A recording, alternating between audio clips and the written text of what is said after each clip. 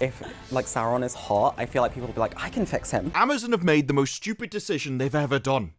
And it's not like they don't have competition. They've decided to sign a new contract with the Rings of Power showrunners after we've already seen the disaster they crapped out the first time. Do you know why a ship floats and a stone cannot? Because the stone sees only downward. You what? And this isn't even like my personal opinion. When you have a 37% domestic completion rate, and even overseas it only reached 45%, when 50% completion would be solid but not spectacular, even by their own metrics, it bombed. Yes, yes. And despite Jennifer Solke, she's at the top of Amazon Studios, the one who wastes all the money. She was in charge when Phoebe Waller-Bridge was getting $20 million a year to do nothing, and would actively renew a $175 million TV series, despite the fact that it probably should have been cancelled because she didn't want to lose political capital. What if all the celebrities think less of me? This is how she got a reputation for star banging. With this in mind, might give us an idea why they renew contracts such as Rings of Power showrunners. If you're that incompetent, one of the best ways to keep your job is to surround yourself with people who are worse. And I think incompetence is one of the only words for it, you know. Or delusion. When despite the fact that we have the numbers of the completion rates, according to the Hollywood Reporter, but according to Solke, the series was a success. The desire to paint the show as anything less than a success is not reflective of any conversation I'm having internally, inside your own face. She's beautiful and thoughtful. Shine wherever you go. I used to stick to your gut, to yourself. Yes, as long as she doesn't believe that it failed, then she can just manifest it into a success in real life or something. Now, I'm not saying that you need a businessman in charge, but it would help, wouldn't it? I mean, she's having conversations internally about how well the show's doing, and then paying the people that ruined it to make a season 3. And that's not all. Patrick and JD Payne have signed a 3-year deal, which also launches their own production company, 10:40 p.m. Productions. Presumably because that's when they start writing the script, 1 hour 20 minutes before the deadline. The show's second season has wrapped filming and will be released later this year. Yeah, that went well for you, didn't you? Do you remember when they killed a horse on set and it led to condemnation of the producers? The animal suffered a cardiac arrest during filming. It saw the production it was in and its heart couldn't take it anymore. Even a horse didn't want to be part of this series. The incident took place in the morning while the horse was being exercised prior to rehearsals. It knew the bomb it was going to take part in and just noped out of it. Petter said that it seems that living underground with orcs is par for the course for the producers. JD and Patrick are getting called orcs, the living embodiment of evil, by Petter. And if Petter call you evil, you know it's serious, because they're horrific themselves. That's like Satan watching you do something going, oh, that's a bit rough. You've been a bit harsh there, mate. Petter even called on them to do the rest of the show without using real horses, which I think is perfectly reasonable, because if they can make a show without any law, they can definitely make one without horses. And let's not forget that JD Payne and Patrick McKay made a show that was so awful, even the corporate press couldn't lie about it. And boy, did they want to. For months before the launch, they were crawling right up their backside just to get as many exclusives as possible. Please, sir, can I have some more leaks? My colour presentation. Someone that looks just like me. There are not many women in it. Women who are in it never speak to one another. Female representation. I wasn't represented, my disability or my queerness. And when the show came out, it got glowing reviews. The Lord of the Rings, the Rings of Power, so astounding.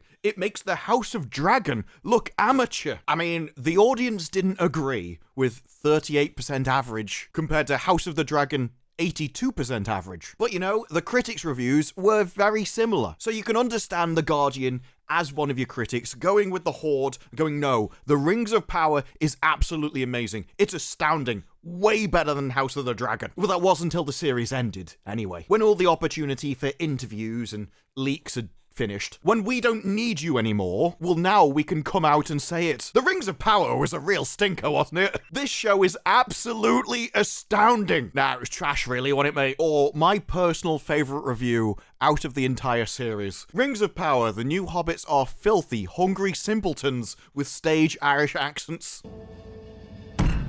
That's $1 billion well spent. After 20 minutes, I'm having flashbacks to an EastEnders episode with fighting villagers and donkeys walking the streets. This was the review that taught me that hibernophobic was a word, because apparently people have an irrational fear of Irishmen. Although after you've seen them drunk drive, I'm not sure how irrational it is. De both of ye, this does not bode well. In a Polish-Irish accent, there is no evidence of any Irish actors actually having been involved, because Rings of Power really cared about authenticity. Female representation. I wasn't represented. The same people who have had their contract renewed for another 3 years and had them pay for an entirely new production company. Well, they also came out to The Hollywood Reporter, really giving them the aren't I amazing, you see? I'm an artist. I've never achieved anything, but somehow I managed to grift this gig. There's something very cool with prequels. They can make you love the things you already love even more, make us love the Hobbit films and the Lord of the Rings films, and potentially the books as well. So this TV series might make you even love the books, where they started talking about an unknown degree of review bombing. And when they were asked about turning Tolkien's writings into a girl power garbage version of fantasy, they decided to say to the fans, even if you're fighting for something you think is good, because if there's anyone in the world that people trust to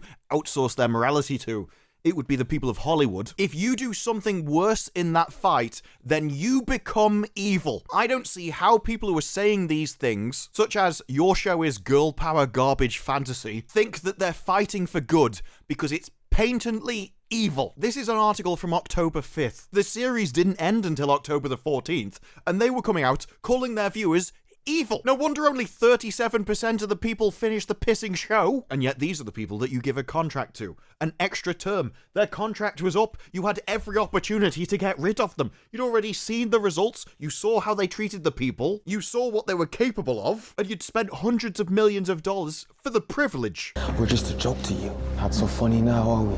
And yet despite all that, you still decide to renew it. I mean, I'm not too surprised. Again, this is a company that renewed Phoebe Waller-Bridge's contract, despite the fact they'd been paying her $20 million a year and they got nothing for it. And they thought, yeah, we'll definitely keep paying her that for no reason. Instead, we'll just give her the Tomb Raider franchise. She's already proven she can't make a series. Let's give her something else to ruin. Because remember, Jennifer Salke was so incompetent, the Amazon CEO had to come out and start asking them to explain where all the money went. Yeah, we are wasting tens of millions of dollars on Phoebe Waller-Bridge for no reason. So they had to get an actual businessman in to curb her spending spree, which soon after we found out he was looking at that spending, he actually came along and cancelled those star-banging shows. The shows that were already renewed because we don't want to lose capital with those people. Well, when the money man comes in, he doesn't care about capital. He cares about the quality of their work. I guess he's not been paying attention recently with these contract renewals. This is something that Amazon keep doing. So it's not just JD and Patrick that I blame for this. At the end of the day, they're not in charge of their own contracts. For that, you have to go to the people at the top, like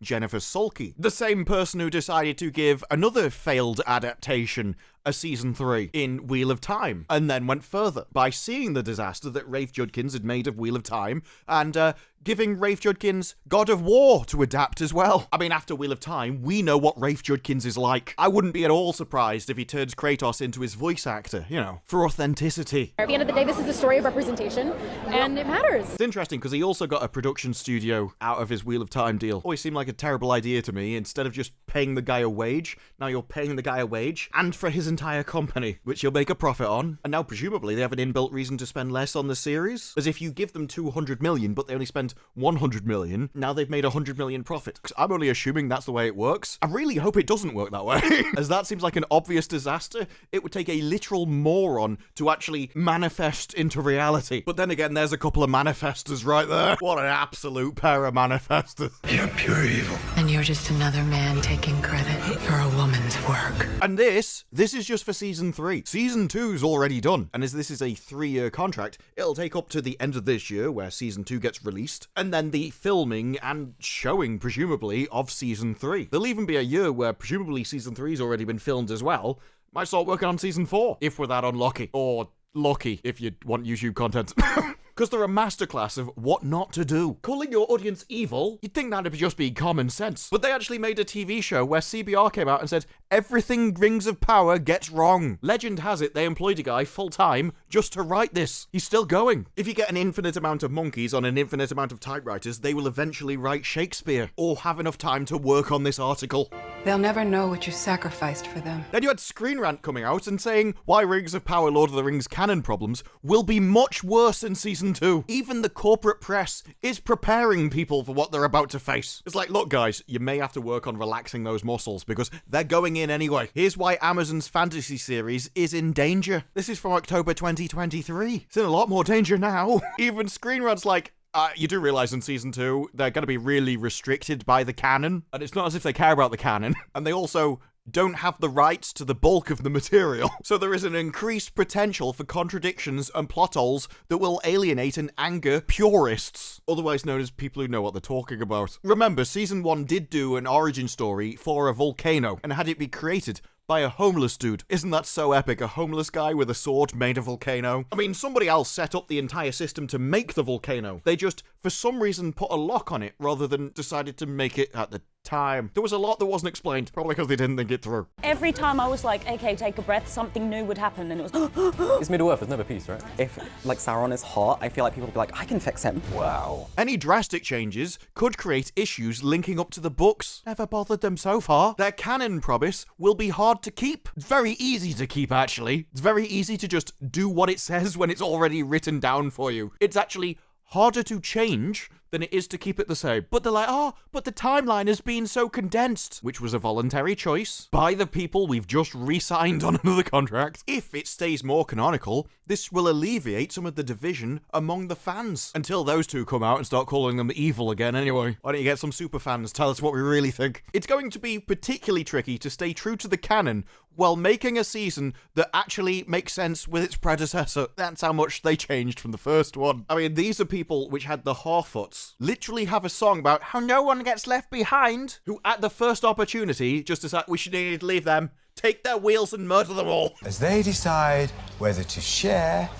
or to shaft. No wonder the Irish Times were pissed. Rings of Power keeps making Lord of the Ring canon more difficult. Yes, not having the rights to canon does make actually sticking to canon a lot more difficult, I'll give you that. Not being able to actually draw from the books is one of the most frustrating aspects of Rings of Power. Most people would have thought about this before they started the series. Then it says, Tolkien's estate never put the rights to the Silmarillion up for sale. Amazon didn't approach the estate to purchase the rights. Seems like that should have been the first thing they did. We're gonna make a multi-series epic based around the Silmarillion. Do you think you could sell us the rights to the Silmarillion? That should have been the first thing these two people asked. Instead, no, they looked around matching rights and how the estate could have much more influence over shaping Tolkien's continued stories in Middle-earth. I watched season 1, you probably should have shaped it a bit more, love. When they re-signed them, Amazon Studios came out with Vernon Sanders, said, we've begun a remarkable journey with these two more than 5.5 years ago and never looked back. Is that because behind you is just like a burning wasteland of wreckage and destruction? We can't feel like we failed if we never look back and analyze it. Maybe that's why Jennifer Sulky isn't having any internal conversations about it. I don't care. Why'd you ask? We continue to be amazed by the scope and scale of their vision. I was pretty amazed by what they produced as well. And the enormous global success achieved. How would you know that, mate? You've never looked back and looked at the numbers. We can't wait for people to experience the high-stakes drama that they're continuing to build. The studio is thrilled to extend their overall deal. Thrilled. I suppose if you take millions of dollars and then just set it on fire, it's got to give you quite an adrenaline rush, I imagine. Especially when it's not your money. I am thrilled to give you Jeff Bezos' cash for no reason. I know I shouldn't, but I've done it anyway. These brilliant creative minds. Look at them. They look like a satirical villain from Austin Powers. We had no idea what we were getting into.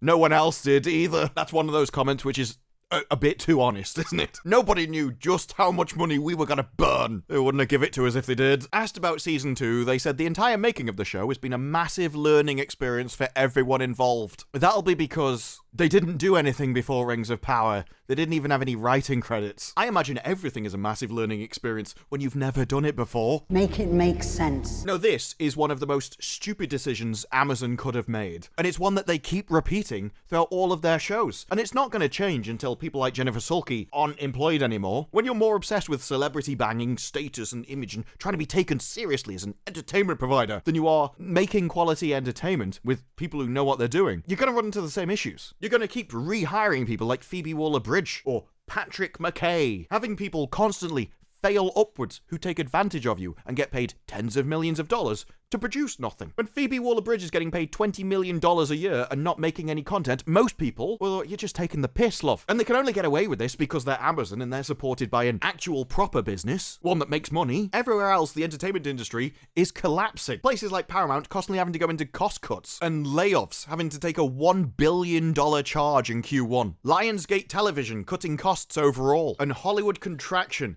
Actors struggle to find jobs as TV castings dry up. And yet, in an industry this difficult, Amazon decide to double down on failure. People who call their customers evil. All because the management seemingly has no idea what they're doing, and definitely has no idea how to judge a quality show, even when the audience is literally telling them. And while the critics may have been more than willing to lie to you at the start, even they had to admit by the end, this was a big mistake. A mistake that you not only doubled down on for season 2, but tripled down on for season 3 and possibly 4. So as someone on YouTube, I thank you, Amazon, for providing me content for years to come. But from someone on the outside, simply looking at a business burning money, I have to ask, what on earth did you think you were doing? But those are just my thoughts. What are yours? Let me know down in the comments below. Like the video if you like the video, subscribe, more videos like this in the future, and I will see you in the next one. And bye-bye.